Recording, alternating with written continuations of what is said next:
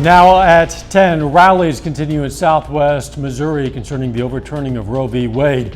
Plus the latest on a fire in a historic downtown Joplin building. And vinyl records are coming back. We're going to tell you about a pop-up shop in Pittsburgh. The 4 states' most watched news starts now. A fatal crash in Diamond, Missouri leaves about 1,000 customers without power in the city. This is KOAM News at 10. Authorities say before 5 p.m. they responded to a single car crash south of Cherry Road on US 59. They say the driver was by himself and was traveling south when he crossed traffic and went into a ditch. The vehicle broke a utility pole and hit a building. The driver died at the scene. No word on that person's identity. At last report, authorities did not know how long power would be out. Fire crews in Joplin today battled a fire at the 120-year-old Carnegie Library building. The first call for this fire was at 5 a.m.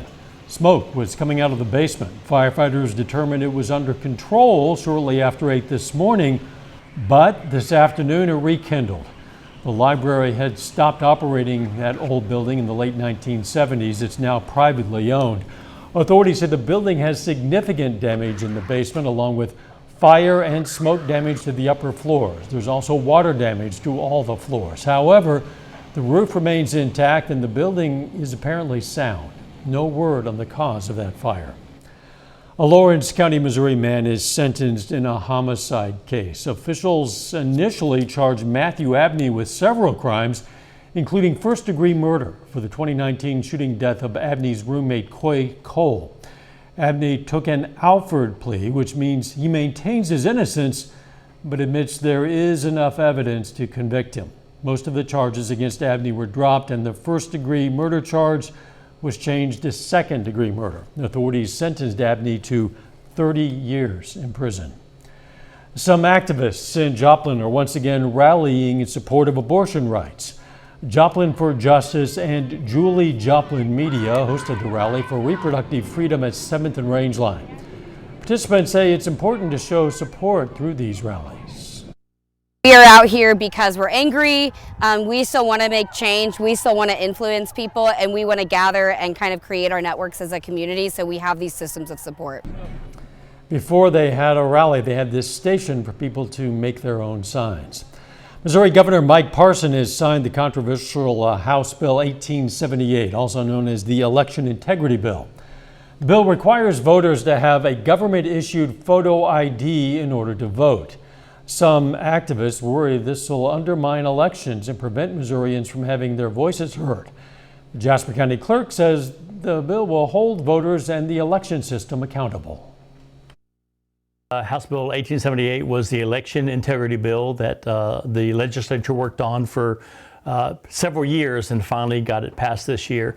And it encompasses so many different things, but the vast majority of it is accountability and reliability of our election systems. In the past, the Missouri voter ID laws have been ruled unconstitutional. So this is an attempt at voter suppression. The way Jasper County conducts elections already complies with the election integrity bill. Let's check in with Doug for a first look at the weather. Well, the heat out there, of course, for us today. 90s have returned over the past couple days, but the humidity hasn't been too bad, which is always nice. But 94, average high is 89, so 5 degrees above our average high for this time of the year. All right, nothing going on outside. We have clear skies. We do have showers. We have thunderstorms out across north central and western parts of Kansas. These are going to stay north of us tonight, but it's this wave that will start to head toward us as we work into the next couple days. Temperatures mainly sitting upper 70s to lower 80s across the region, and by morning we'll drop back to about 70, 82 by 10, 91 by noon. Look at this, up to 96 during the afternoon, plus the humidity will start to kick back in tomorrow. Also some rain chances. We're going to look at that here in just a bit. All right, we'll catch you then. Hey, if you're hitting the road this weekend, a lot of you are, you might see gas prices lower than they've been in recent weeks. AAA says a decrease in gas demand and oil prices are the reason. Right now, the average price of a gallon of regular gas in the Joplin Metro is $4.34. In Crawford County, Kansas, The average is $4.46. In Ottawa County, Oklahoma, $4.50. Those are all lower than the national average of $4.85. A family made a heartwarming donation to Mercy Hospital. The family donated a cuddle cot in remembrance of a situation they went through. A cuddle cot is a bed that's refrigerated in a way that can preserve the body of a baby that's stillborn. The cot provides a chance for the families to say goodbye and to take some photos. This isn't the first cot the family's organization has donated. Have our foundation named after them and to be able to donate cuddle cots to hospitals so that families have the opportunity to spend more time with their babies that have passed away just means so much to be able to continue to help Chandler and Paisley's memories live on. The family provided the cot in honor of the baby they lost in the hope that parents who find themselves in the same situation will be able to find some comfort in having a little bit more time with their baby. The Southeast Kansas and Oklahoma, or SCOL Railroad, today celebrated the beginning of an upgrade project in Southeast Kansas. U.S. Senator from Kansas, Jerry Moran, showed up to speak at today's ribbon cutting in Cherryvale. The upgrade will allow for bigger and faster trains to be used on the railway. It's being paid for with a $27 million grant from the U.S. Department of Transportation and will help local railroad companies in the four-state area. This infrastructure improvement is going to allow for numerous customers to relocate here. It's going to allow us to handle more tonnage. It's going to allow us to be faster in the way we serve customers. It's going to be much safer. It's going to allow for us to redirect investment into our team members so that we can support a more dynamic team to better serve customers. The construction is expected to be complete by the middle to end of 2023. Downstream Casino today hosted a celebration for Indigenous culture. The casino partnered with Quapaw Nation to commemorate the tribe's 150th anniversary powwow with the From the Res and Beyond Festival. It's one of the largest celebrations in the country for Indigenous culture. The festival included art and music with headlining acts by Halusi Nation, formerly known as Tribe Called Red. Everybody's smiling out here. There's a lot of cool people hanging out with nice cameras, taking awesome pictures of our people doing amazing things, because we should all be doing that, lifting each other up. Other acts included Native American hip-hop artist DJ Superman, longtime blues rock band Indigenous, and the Grammy-winning drum group Northern Cree. Vinyl records are back in style, and some folks in Pittsburgh today had a chance to buy some. A company called the Ampersand Vinyl Team teamed up with Jolly Fox Brewery for a pop-up shop. Organizers say they had more than 1,000 records available, spanning a lot of genres. I've learned not to expect what somebody's going to buy when they walk in. I have 60-year-old women who buy Foo Fighters records, and I have 13-year-old boys who buy Fleetwood Mac. So it's a really wide span. I love to see people's different loves of music, and we just want to help them find what they're looking for. The Ampersand Vinyl is based in Ottawa, Kansas, but hosts pop-up shops all around the Midwest. Coming up, details about a new Supreme Court ruling that affects tribal powers, plus a historic day for the U.S. Supreme Court after a divisive term. I'm Natalie Brand with the big climate case decided on the final day, plus the swearing in of the nation's first black woman to sit on the high court. A U.S. Supreme Court ruling gives states the authority to prosecute non-tribal members who commit crimes against Native Americans on Indian territory. The decision limits a 2020 ruling that determined a large swath of eastern Oklahoma should be considered Indian territory because Congress never de-established the Creek Reservation. Till the ruling, only the federal government had jurisdiction to prosecute non-Native Americans for crimes on tribal land. Leaders from the Intertribal Council of the 5 Civilized Tribes issued a statement in response to the ruling. They called the ruling, quote, disconcerting and shocking, adding, quote, this decision will greatly impact tribal nations not just in Oklahoma, but throughout Indian country, end quote. Oklahoma Governor Kevin Stitt said, quote, I am heartened that the Supreme Court ruled in our favor. allowing Oklahoma to prosecute non-natives who violate the law and protect Native victims, end quote. It was a busy day inside and outside the Supreme Court, which delivered another high-profile ruling today. Reporter Natalie Brand is there with details. Capitol Police arrested more than 180 people near the U.S. Supreme Court as abortion rights activists continue protesting last week's decision to overturn Roe v. Wade. Speaking in Europe, President Biden called on Congress to codify abortion access by carving out an exception to the Senate's filibuster. The one thing that has been destabilizing is the outrageous behavior of the Supreme Court of the United States. In the final day of its term, the court's conservative majority dealt a blow to the president's climate agenda, limiting the Environmental Protection Agency's ability to regulate greenhouse gas emissions. Climate change is occurring now. We need to act now. So I think ultimately this just puts pressure on the Biden administration ultimately to start moving. Thursday was also the final day for Justice Stephen Breyer, who retires after 28 years on the bench.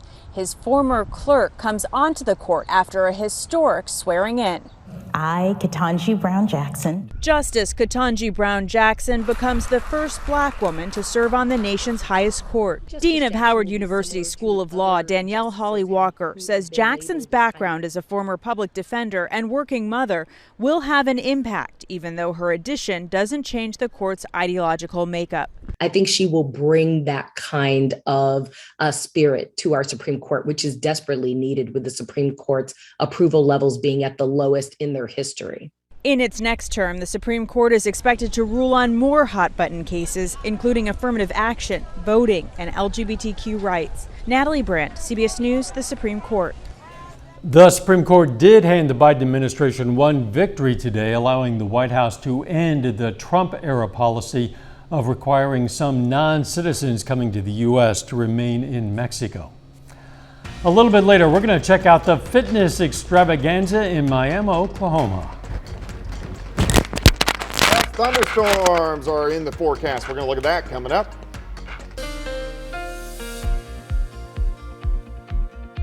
Well, it turned out to be a nice day, but a hot day for us today. Temperatures mid-90s during the afternoon. Humidity not too bad, but anytime you get above 90, it doesn't feel very nice outside. Nice shot. Indigo Sky Casino and Resort. Of course, Indigo is just outside of Seneca, Missouri. All right, rain. We had all that rain in May.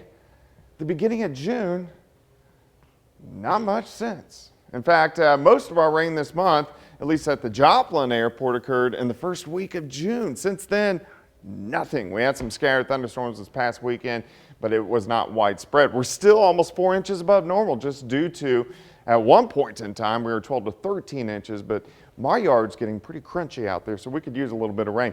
All right, low to mid 90s, 4 highs today. We've dropped back, most of us now, mid to upper 70s to about 80 degrees. Now, our humidity, this is our dew points.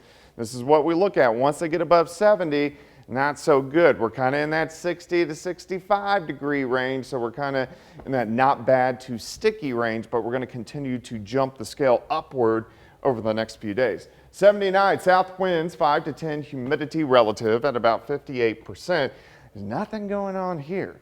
We have clear skies, but just to our north and to our west, thunderstorms, parts of Nebraska, north central Kansas. These stretch out into eastern parts of Colorado. Very typical for this time of the year, but these little waves, all this is the monsoonal season, but we get these little waves that grab some of this moisture, and that's what we're going to see as we go into the weekend, giving us at least some chances for some scattered thunderstorms. Just a few clouds tonight due to the storms to the north. Heating up near 90 by noon. Watch for these isolated afternoon pop-up storms, mainly on the Missouri side. 80 to 90% of you will stay dry, but we are going to have a few out there. 70 to start, 91 by noon. High of 96, southerly winds 5 to 10. As we go through tomorrow evening, any isolated thunderstorms that pop up are gone. If you want to shoot fireworks off tomorrow evening, it looks fine. It's going to be warm, it's going to be muggy. Watch this cluster of storms. Here's Saturday morning. These will affect areas along and north of I-44. We're going to have scattered thunderstorms Saturday morning. The afternoon in general okay, but a few isolated thunderstorms. So if you're heading to Stockton, Table Rock, Beaver, Grand, Elk River. We are going to have a few isolated afternoon thunderstorms on Saturday. Hot again into the mid-90s. We do it again Saturday night into Sunday morning. Starting the day, scattered thunderstorms. By the afternoon, a few isolated thunderstorms. So we're going to have to watch this as we head into the weekend. Let's go into the 4th of July. Still a few random isolated storms. Look at the highs. Upper 90s. We continue upward, triple digits, moving in by Tuesday. 96 tomorrow, 94s over the weekend, 98 on Monday. And then look at this, 101, 103, 100, 97, 100, 102. I know. Heat indices, most of next week will be right around 110. Oh! So it is going to feel like July. We didn't hit 100 at all last year, and we've already done it one time. Yeah. And we're going to a bunch of times in the coming 10 days or so. Wow, thanks, Doug. Well, this relatively nice weather in recent days has provided some opportunities to get outside. The Miami Public Library took to Rotary Park for a free exercise event. The Kids Fitness Frenzy Days event was for kids ages 8 to 12. Activities included an obstacle course, water balloons, hula hoops, and maybe the best part, a healthy snack demonstration. I think getting kids that usually are inside playing video games to come out here is really just these events, showing them that it's fun and they can come out here, have a good time instead of just staying inside and being all cold. I play with water balloons and I stayed up 5 minutes for a plank. This event ran from 9:30 a.m. to 12:30 p.m. Hey, we have an update for you. Our brand new antenna weighs 12.5 tons. It went up to the very top of our broadcast tower today. For now, we are still broadcasting from that temporary antenna lower on the tower as we prepare to transition to the new, more powerful transmitter. Our signal is kind of glitchy for some of you right now. We do know that, and we are working on that. But when this project is finished, we're going to be broadcasting with more power than ever. Check it out. Check out the progress anytime on our website, KOAMnewsnow.com/power. Still ahead, Fort Scott High School hires a former conference rival coach to lead its boys basketball program, and big changes to the Division I college football landscape tonight. Jacob Leonard has details up next.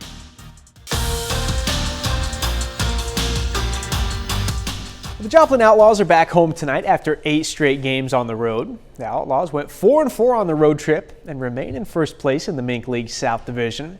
And Joplin hits the field tonight against the Sedalia Bombers at Joe Becker Stadium. The Outlaws are 1-0 so far this season against Sedalia, but the Bombers even up the season series. Joplin falls 4-1 tonight. Sam Fagan gets the lone RBI of the night for Joplin. Fort Scott High School has a new boys basketball head coach. Former Parsons head coach Mike Kroll will take over the Tigers program next season. Now Kroll heads to Fort Scott with 28 years of coaching experience between Lewisburg, Frankfort, Yates Center, and most recently Parsons. Now, he coached for both the girls and boys programs at different times for the Vikings from 2002 to 2019. Now, Kroll has already had a chance to meet some of his new players. Now, here he is on being around the guys the last couple weeks. It's sort of a filling out process. I told him when I first met him after Coach Della Torre introduced me to him, I said, we want to base everything we do off, trust and honesty. And I was trying out for them, and they basically are still trying out for me. I'm going to be changing some of the things I do, obviously, just because of the kids I'm going to have, and I'm really sort of anxious to get to work on it. I'm just really excited for this job, and just really excited to get going and to be a Tiger. You can check out our full story with Coach Kroll on the sports page at KOAMnewsnow.com. Well, today's the opening day of NBA free agency, but one of the biggest names in the league may be on the move via trade. Kevin Durant has requested a trade from the Brooklyn Nets today after 3 years with the team. Now, the Phoenix Suns and Miami Heat are reportedly on the short list of teams Durant would like to be traded to. Now, he's a 2-time NBA champion, a 2-time Finals MVP, and a 12-time NBA All-Star. But for Durant, it hasn't really worked out in Brooklyn. They won just one playoff series in his time there. This season got knocked out. They actually got swept in the first round by the Boston Celtics to open the playoffs. Finally, big college football news today. The Big Ten has accepted USC and UCLA's applications to join the conference. The vote was tonight, and it was unanimous to welcome in the two schools to the league. It doesn't really make sense geographically, but everybody's going to make a lot of money in the deal, so whatever. Two schools will begin competing in the Big Ten in 2024. This is the second big change-up in conference alignment in the last year, with Oklahoma and Texas, of course, departing the Big 12 for the SEC. And that's a look at sports. We're back with more news after this. Take time now to honor a local veteran. Gregory Clemens served in the U.S. Marine Corps in 2004. His hometown, Joplin. And we salute Corporal Gregory Clemens, a four-state hero. Guests aboard Disney's newest cruise ship need more than the Force to get their hands on a new Star Wars-themed cocktail. They need a whole lot of cold hard cash. This is an artist's rendering of the new Star Wars Hyperspace Lounge. According to several reports, the lounge features the most expensive drink in the galaxy. It's a cocktail called the Kyber Crystal, and it costs $5,000. According to Star Wars folklore, Kyber Crystal is a very rare and ancient gem that's attuned to the Force. $5,000. Pay for that. I don't know if you pay for that when you are sober. Maybe this is something that somebody Put it gets on talked the tab. into a little bit later in the evening. There's some wild Star Wars fans, man. There are probably plenty of people who pay for that. Yes, they're out there, no doubt. The weather. Well, the heat's out there. 96 tomorrow, 94 is over the weekend, 98 on the 4th. Final sports notes. The SEC and the Big Ten in 2024 will each be 16-team conferences by the time it's all over. Wow. Thanks for joining us. Morning Show, 5 a.m. Let's make it a great tomorrow.